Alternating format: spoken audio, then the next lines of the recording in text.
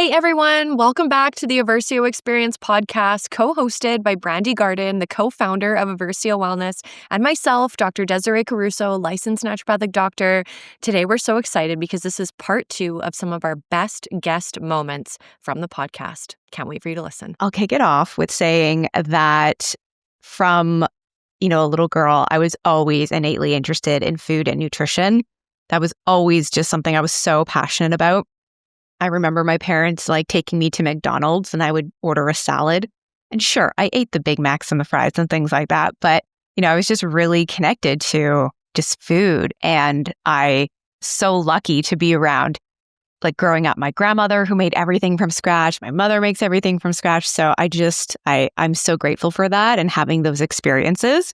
And so no surprise, here I am in the world of nutrition and food and doing, a lot of recipe development. And I went to U of T. I'm going to age myself, but 20 years ago, I went to University of Toronto, and I thought at the time I wanted to be a teacher. And I thought I wanted to be a teacher. And then in university was when I really fell in love with the gym and strength training and dove even deeper into the world of nutrition, that I was like, no, this is really what I want to do. And so after I graduated, I went on to study holistic nutrition. And then I remember being in the marketing class and the teacher saying, you can charge $75 an hour to work with your clients. And I remember sitting there being blown away. Yeah. I was just my God, I'm going to make so much money doing what I love. This is amazing. Yeah. And then I graduated and crickets, no clients. No one came banging down my door. And I was just what is happening? I have all this knowledge. I can help all these people. Where are they? So I had no idea how to market myself. And so this led me to actually working in the health and wellness space in terms of running supplement stores and being a sales rep for different supplement companies. And then sure enough, I got really sick and tired of working for other people. And, I just had this burning desire to really have my own business. And so sure enough, I ended up getting fired, and it was a blessing because the universe did for me what I couldn't do for myself. Ultimately, that's what happened. And so there was no plan B. And after that happened, I was just okay, we're doing this. And I just kind of dove full force into starting my online business and, getting on podcasts. And at that time, oh my God, I was so nervous. And I didn't really understand too much about, email marketing and online marketing, getting myself out there, and even social media. At this time, I didn't even have a Facebook account. There was just so much to navigate and learn. But I figured it out. I hired support. I learned, and, sure enough, it started to just grow and flourish. And it was so exciting to be working with women globally. And then from my own health perspective, here I am deep into business, as I'm sure you know what it's like, and the long hours and the long days, and that nobody tells you that. No, that's not part of the marketing class. No, is that they there's don't. People will be expecting a hustle and grind from a body that was never built to do that. Okay, totally. now go. Totally. No, you're absolutely right. And, that comes with the territory. I don't love using those words, hustle and grind, but the reality is in those first few years of, starting up your business, you are doing a lot of that. And sure enough, in 2017, I remember so clearly going to the gym and lifting weights, and I couldn't grip the weights. And I felt almost like this arthritic pain in my hands. And I was okay, I'm not sleeping well. I've been gaining weight. I feel so moody. I feel so irritable. All the stuff's going on with digestion. And I just instinctively knew in that moment, I was oh, this is Hashimoto's. Oh. This is Hashimoto's. And so sure enough, I went to my ND and I ran some blood work, and I had really high antibodies. And that just kind of set me on this path to really dive deep into thyroid health and autoimmune health. And so I worked for many years, really working on lowering those antibodies, which, we can always talk about, but I think we become so obsessed with the numbers and the lab work that we kind of get blindsided by, other areas that we need to focus on. And so it was such a beautiful lesson and journey for me to go through that, because I learned so much about myself I was already taking such good care of myself, but now I had to just like up level in a whole other way and really learn about thyroid health and autoimmune in a whole other way that I hadn't before. And, many years later of just really working on nutrition and sleep and stress, getting sunlight, managing movement, all of that. There's so many pieces that make up the puzzle, right? Just really working through all of that, I really managed to get my Hashimoto's into remission. And to be quite honest, I will share that there's obviously been times where those antibodies have kind of like gone up and down and up and down. And the thing is, I've learned over the years that that's just going to happen. Yeah. And it doesn't Your body mean, talking to you. Yeah. But now you're listening. Absolutely. And it doesn't mean something is wrong with you, or it doesn't mean now like, oh, I got to go now cut all these things out over here or try all these 50 supplements over here. That's not what that means, And I think, especially for me, I've seen this so many times with the women that I've coached in my practice is like, they see those numbers and then it's like, okay, well now what diet do I need to do? And what thing do I need to take? And, and it's like the numbers can go up and down for multiple reasons. Yeah. Those antibodies can vary for so many reasons. I remember going to Italy, I think it was in like 2018 for 2 weeks, and had the best time ever, ate all of the things, enjoyed everything. And it was like travel and adventure and, new experiences and fun and no computer, no work, nothing. And I came back and I had like the lowest antibodies that I had ever seen. The lowest ever. And, I'm like, that's just such a testament to go to show how fun and adventure and play really matters. Yeah. Your nervous system is running the show. Absolutely. I tend to undermine those things. Yeah. So that's kind of the story there with Hashimoto's. And then, after really getting that kind of under control, and then at 40, going to the pregnancy story. Yeah. At 40, got unexpected pregnant. I say unexpected. I obviously know how it all works. Okay, lady, I know how it all works. Unexpected because there was a piece of me that kind of felt like, I'm 40. Like, what are the chances? Like the chances of this happening, like this, literally this one time where we don't use protection. This one time, whatever. It's not going to happen. And sure enough, it did. And so it was, a beautiful, short-lived experience because 9.5 weeks later, I ended up having a miscarriage. And it was so beautiful. I mean, you've heard the story with the whole miscarriage. And of course, there is a podcast episode where I dive really deep into it. And I'm obviously in a really great place right now and have worked through all of that to be able to talk about it all. And I think sharing our stories are just so powerful, right? Because they really help other women to share their stories and to work through their grief and their healing. But yeah, I had the miscarriage at 9.5 weeks at a mushroom ceremony, my mushroom retreat that I was hosting, which was so wild. It was meant to happen in that way because I was so supported with so many amazing women. It was just such a beautiful experience. But that miscarriage, it really sent me deep into the throes of perimenopause. Yeah. Right? It's one thing to have a miscarriage in your 20s or your 30s, but the resiliency of your hormones at 40 is just so different.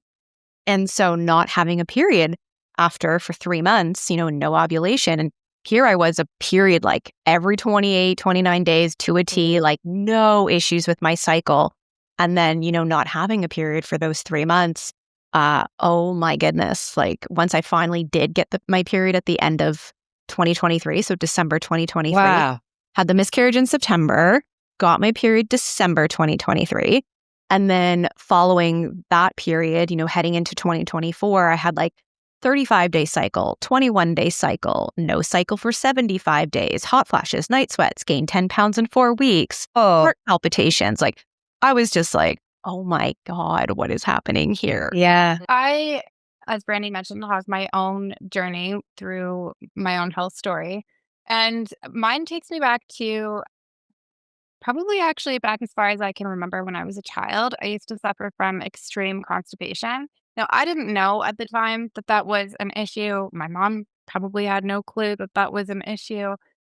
But it wasn't until I became a nutritionist and started digging deep into my own health story and started looking back, like when did all of my symptoms start, that I realized that my symptoms started when I was really young.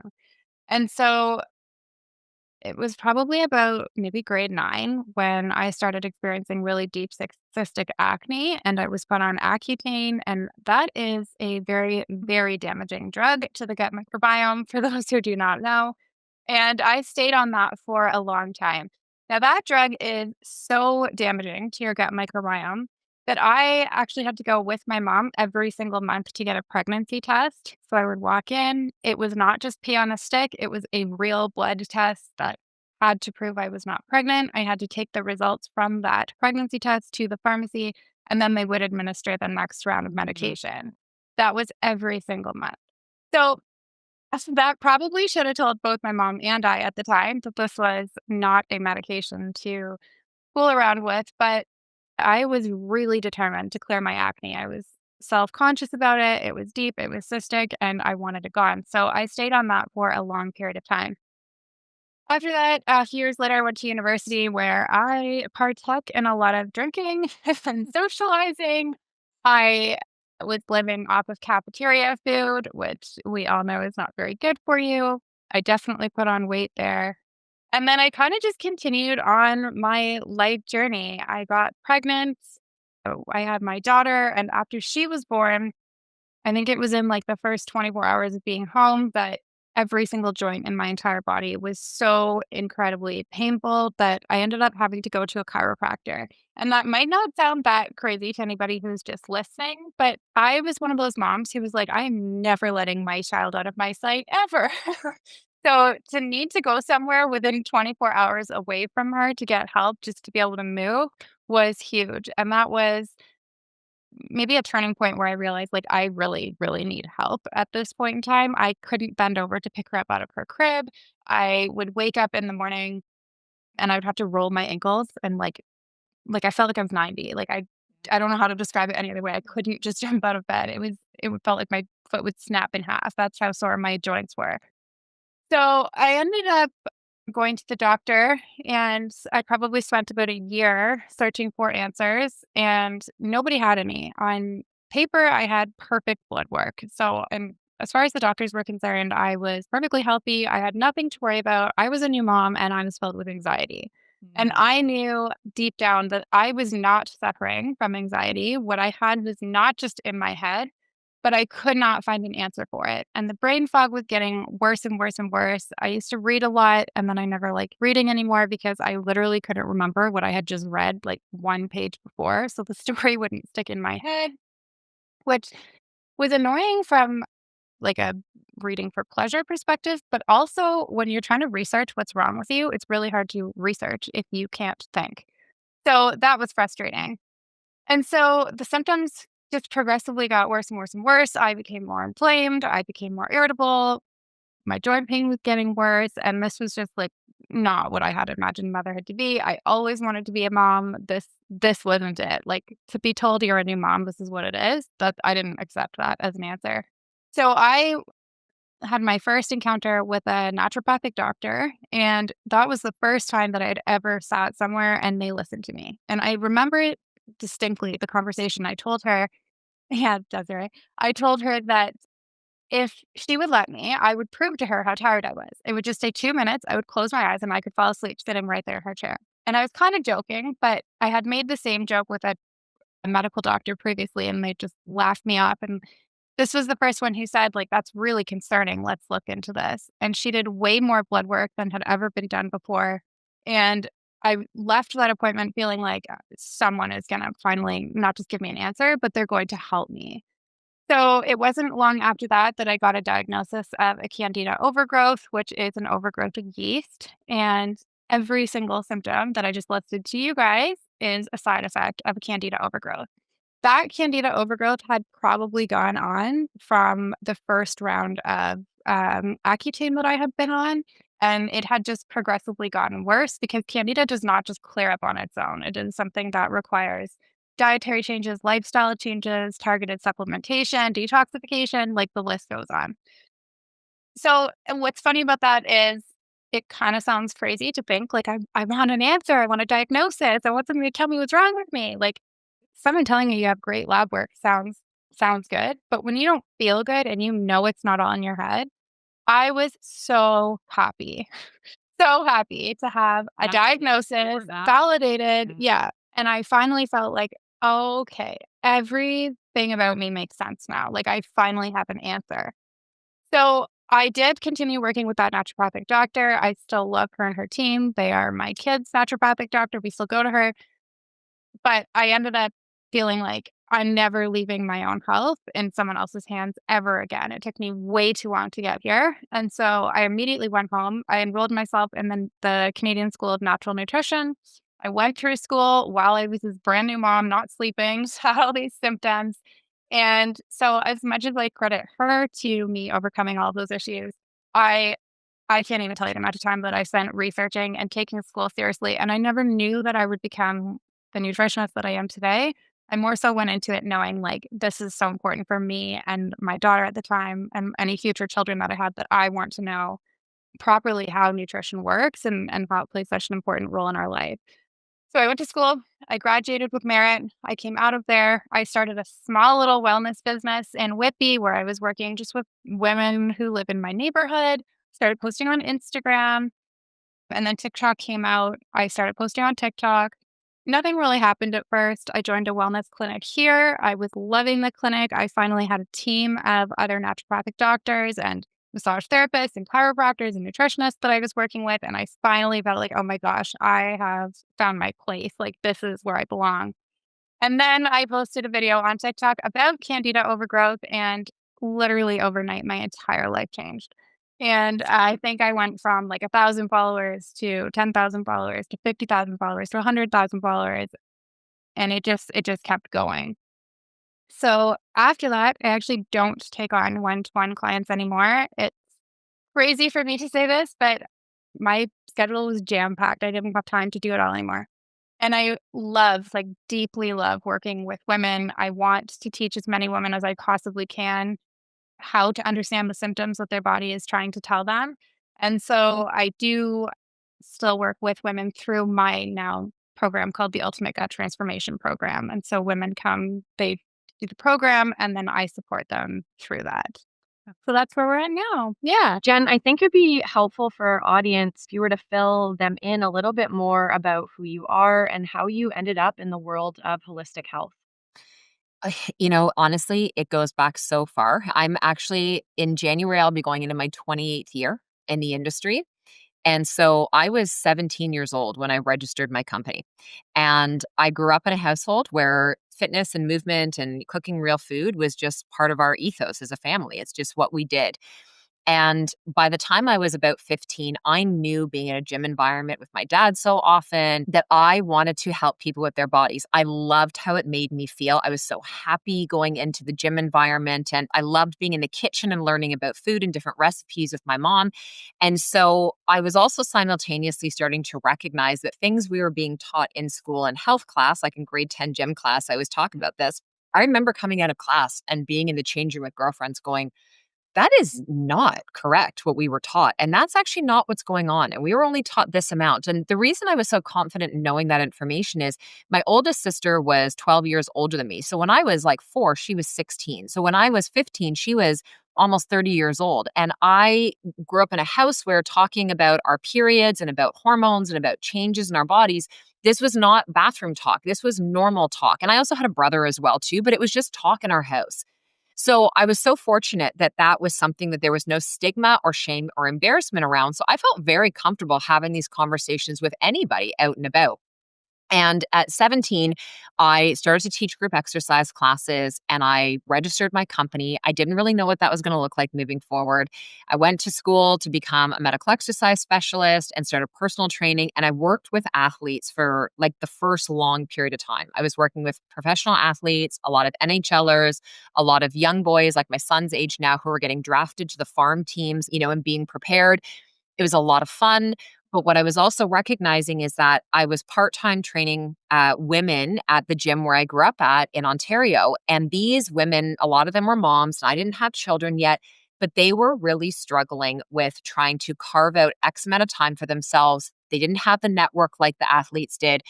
And there were things going on that the exercise alone wasn't going to touch. So the exercise was helping them. But there were things they were talking about in symptoms and struggles hormonally with their cycles, how they were feeling, where I just kept thinking, like, I need to learn more beyond only the physicality, how to move the human body. I need to go deeper into understanding hormones. And so I started to dive into understanding about blood chemistry, because they were oftentimes saying, I've gone to my doctor and asked for blood work and I'm told everything's fine. I do not feel fine.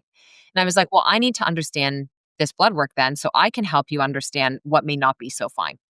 And I also went back to school and became a holistic nutritionist, because going to school as a medical exercise specialist, being taught about the fitness industry, I had one class on nutrition. It was not enough to be able to be like creating meal plans or protocols for people.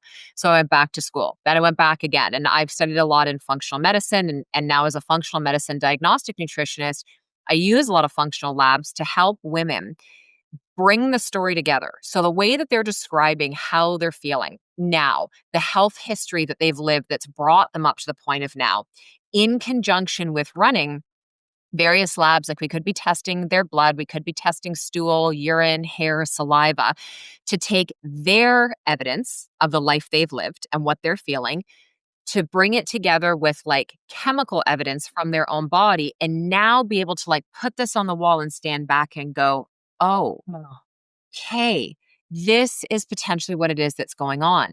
I learned early on in my career that working with women one-on-one was impactful, but it was not going to help educate the amount of women that needed better knowledge.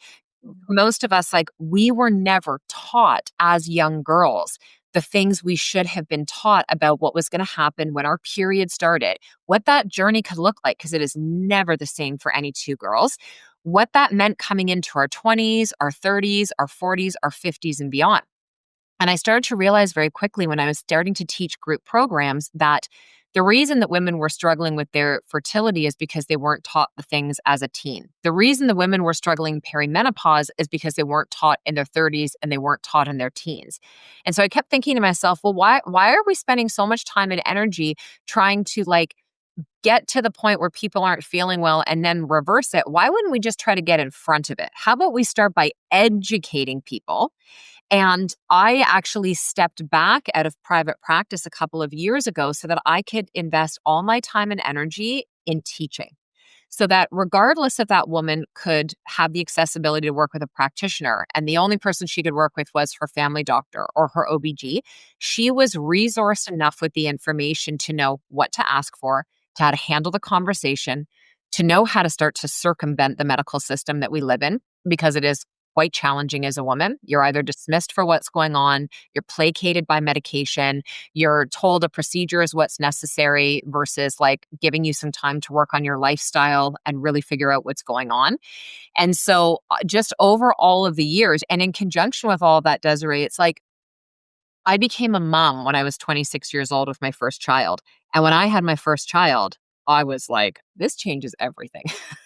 This changes what I knew. This changes the relationship I have with my body now. I again found myself in this situation where, why wasn't anyone talking about this? Why wasn't this in the book, What to Expect When You Were Expecting? You know, why was it so hyper focused on the 10 months that we're pregnant and not like the 10 years after you're pregnant and all the things that you have to learn about your body? So what I do now is I look at myself as being the conduit for women to educate them and give them the confidence and the knowledge and their voice back to really reclaim the body that they have and the health that they have, because too often women are put in a position where we're told there's something wrong with you. Your body is broken. Your body can't do this on its own, like you're weak. And I don't believe that at all. I believe that as women, we have innate superpowers in our body. I believe that we have the strongest intuition of any living, breathing, anyone, anything on the planet.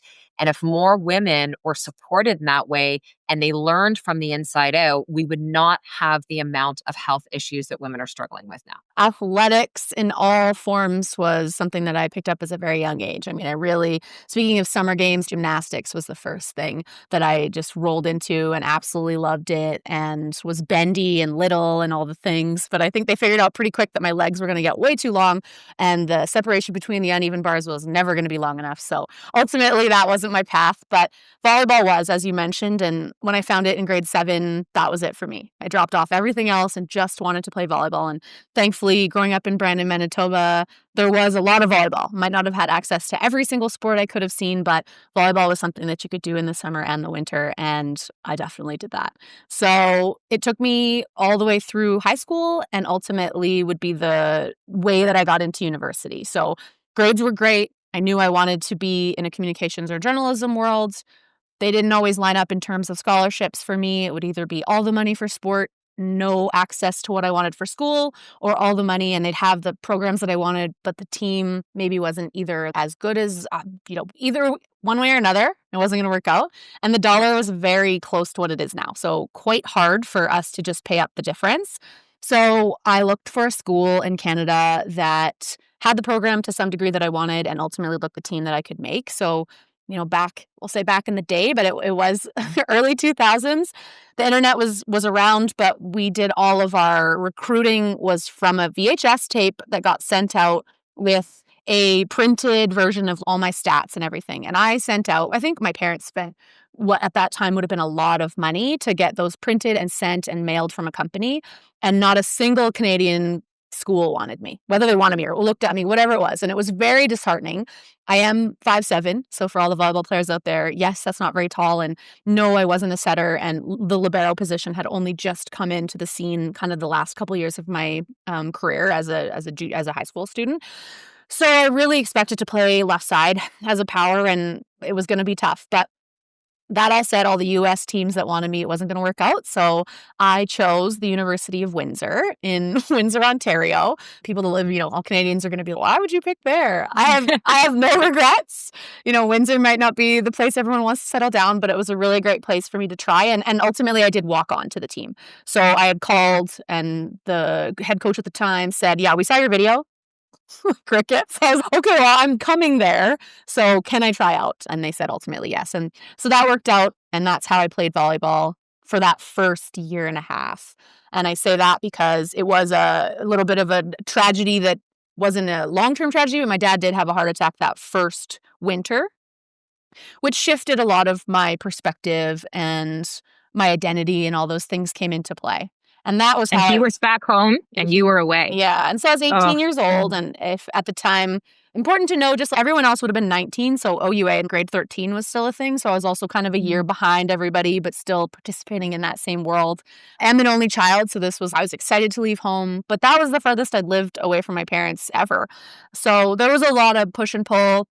Ultimately, I made the decision after the first semester of my second year. So my dad did recover. Everything was all good, but things were shifting at home. Our business had to get sold, my parents' business, etc. So there was a lot of things behind the scenes. And I really, now looking back, I was probably taking some of that stuff on, whether it was mine or not. I didn't really understand, the pressures, but I just knew something needed to shift. So I changed schools.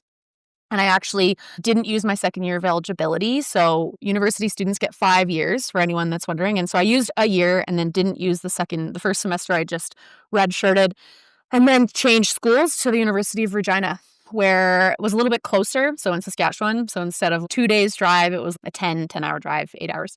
So a little bit closer, but still far enough away where I felt had some separation and some adulthood. And they had a journalism school, which was really the big draw for me. So I was going to have to, for what it's worth, just for athletes to know, if you're listening and you're wondering what happens when you change schools, well, it's not just a quick, great, welcome to your new school, you can start another sport. Regardless, you have to sit out a year. That way they don't pull athletes from school to school. So, and even in Canada, a lot of the courses don't translate. So I spent a lot of that first semester I got there fighting with syllabuses and trying to compare courses to try and get my credits to transfer over so that I didn't lose an entire year and a half of school. And I was diligent. I think I only lost 2 classes because I just went to bat every single day. I was in the office at the registrar. No. So my expectation going into that was I would do a year of school, apply for the journalism school. They really only took 26 people every year. So it was very, very competitive. And then I'll make the volleyball team and I'll be, et cetera, et cetera. Well, unfortunately, that's not how it went out. I went for the tryouts the following summer to play for the next year, and they cut me. 3 days of tryouts, everything feeling so good up to that point. Again, 19 years old, just turned 20. I was devastated. My parents actually came over to Regina because they were, oh, we'll see you make the team. Not. So I was, what? I've moved twice. What's the message here? Yeah. And you're too young to even think that. My dad almost died. My parents lost their business. I've moved 2 schools. Full transparency. I had a boyfriend at the time who was going to Regina. I went there and we were together. We broke up right before that. There was just so many on. I was, what? The world is crumbling. What's the point, right? So I still didn't know if I got into the School of Journalism, and I was waiting for that. So I can't just bail on this school. I have hope that that's going to happen. So what am I going to do? Say I get into that school, what's the plan?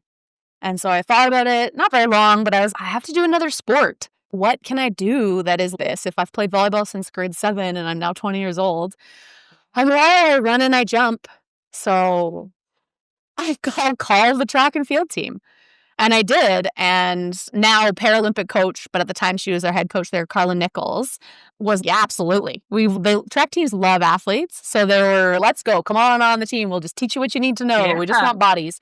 Turns out I was, in her eyes anyways, ready to do more than just one thing. And ultimately, to save ourselves some time, I ended up becoming a heptathlete, which is the 7 event for the women, as you many of you see. So I thought I was coming to just do some long jump or high jump or something, maybe a couple sprints or 200. No, I had to learn every damn sport, every event, that, including some of the ones I didn't do because we were, let's just figure it out.